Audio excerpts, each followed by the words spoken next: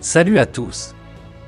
Abonne-toi et mate la suite de actualité sur ta chaîne car dans la région de Douanza, une patrouille FAMA sur la route Mondoro-Boni a réagi à une embuscade faisant côté ami 2 morts, 10 blessés, 2 engins endommagés et côté ennemi 22 terroristes neutralisés, des véhicules et divers armements et munitions récupérés. Toujours selon ce communiqué, dans la région de Ségou, l'exploitation des renseignements a permis de cibler les réseaux de renseignements terroristes faisant côté ami un engin. Légèrement endommagé par un OI et côté ennemi 10 terroristes neutralisés, 8 suspects arrêtés, des équipements récupérés et un otage libéré. En réaction à des tirs de harcèlement au niveau de Moussaouéré sur la route Marc-Alagnono, les FAMA ont détruit 2 EI, un pont de fortune en bois, 4 interpellés et 4 motos récupérées. Et dans la région de Bandiangara, sur la base des renseignements, des frappes aériennes ont ciblé et incendié un plot logistique terroriste, détruit 4 motos observées dans une forêt à 7 km au nord et de la localité de Baye. L'état-major général des armées dit s'incliner devant la mémoire des morts, et présenter ses condoléances aux familles et souhaiter un prompt rétablissement aux blessés. Et de rappeler que le respect des droits de l'homme, DH, de même que du droit international humanitaire reste une priorité dans la conduite des opérations. À cet effet, d'énormes efforts de sensibilisation et de formation sur les différents modules ont été consentis, de même que l'ouverture d'enquêtes à chaque fois que des allégations sont portées contre les FAMA. L'état-major des armées appelle à la vigilance contre les nombreuses manœuvres en cours visant à diviser les populations et les communautés au moment où l'union chez les Maliens émerge, a-t-on lancé comme message dans ce communiqué. L'armée malienne monte en puissance. Depuis fin 2021, elle engrange des résultats spectaculaires contre les forces du mal. Elle arrive à libérer des zones sous embargo terroriste et redonne espoir à des millions de Maliens, même si beaucoup reste à faire. Cela est une vérité incontestable.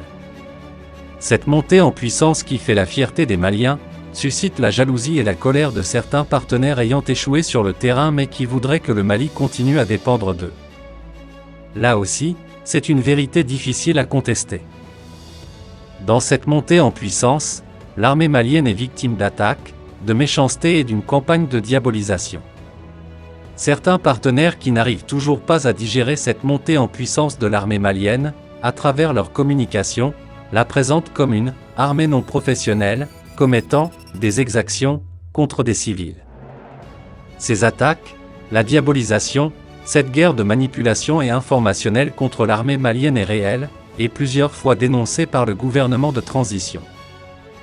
Face à cette agressivité extérieure, l'armée malienne a besoin du soutien des fils. Salut à tous. Abonne-toi, et mate la suite de actualité sur ta chaîne car les nouvelles ne sont pas bonnes à Madjoari dans la province de la Kompianga, région de l'Est. En effet, le 14 mai 2022, 17 personnes ont perdu la vie suite à une attaque d'individus armés non identifiés. En plus des morts, l'attaque a fait 7 blessés. Ces derniers ont été évacués d'urgence au centre hospitalier régional, CHR, de Fadangourma. N'ayant pas grand-chose à se mettre sous la dent, les populations de Madjoari se rendaient à Namouyouri, un village voisin, pour cueillir des menthes. C'est sur la route de cette bourgade qui regorge de vergers que les 17 personnes trouveront la mort. Pourtant, elles pensaient être en sécurité parce qu'elles avaient pris le soin de se faire escorter par des volontaires pour la défense de la patrie, VDP. Les informations qui nous parviennent du Sahel sont aussi funestes. Le 14 mai 2022, des hommes armés ont fait une descente meurtrière dans le village de Guessel, dans la commune de Gorom-Gorom, province de Loudalan. Cette attaque a été perpétrée à quelques kilomètres de la mine d'or des Sakal.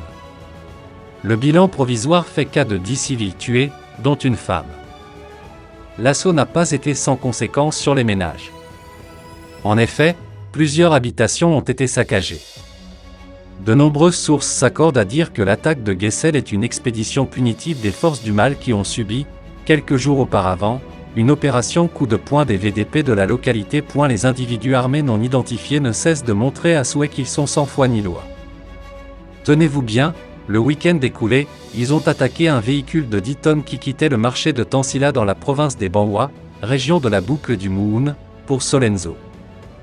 Les roues avant du véhicule ayant subi plusieurs tirs, le mastodonte, très chargé, a malheureusement fait tonneau. Bilan provisoire, 10 morts sur le champ et de nombreux blessés évacués au CMA, centre médical avec antenne chirurgicale, de Solenzo. Bouclons la liste macabre de ce week-end par l'attaque simultanée du poste de police et du poste de gendarmerie de Faramana, province du Houai, dans les Hauts-Bassins, le dimanche 15 mai 2022. L'attaque a été perpétrée par des individus armés non identifiés des Potrominais. Selon certaines sources, cet assaut a fait plusieurs blessés.